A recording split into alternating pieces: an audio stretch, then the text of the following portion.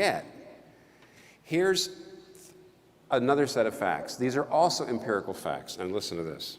First, those who live together before marriage are more likely to get divorces than those who do not. In other words, if you cohabit before you get married, you're more likely to divorce.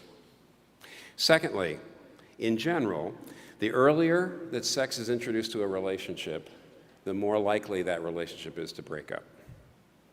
Thirdly, yes, it's true that the divorce rate is 50%, but the greatest percentage of divorces happen to people under the age of 18. There's quite a lot of that, and people who haven't completed high school. And therefore, if you complete your high school and college and you get married in your early or mid-20s, your chances of getting divorced are much, much, much less than 50%. And, listen to this, 2/3 of all marriages that say they're unhappy, if they stay together 5 years later, they say they're happy.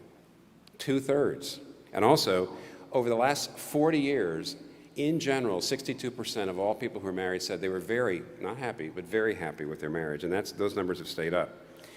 And of course, you've probably heard these, and that is there are piles and piles of data that say that married people have a far higher level of physical health, mental health, wealth accrual at every age, and children who grow up with two married parents all their lives have a 200 to 300% more likely chance of positive life outcomes. You've heard that. In other words, here's my first point's over.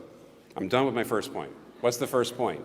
The first point is that even though our culture has tremendous fears about marriage, tremendous lack of belief in marriage, constant calls for saying marriage has had it, the reality is that marriage is still the best thing possible for you if you can get it.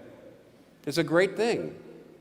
So why this unreal and distorted view of marriage? If it's not based in reality, and it isn't, why are people so negative and afraid of it? Why are they putting it off? Why are they failing to do it in such huge numbers? Point two.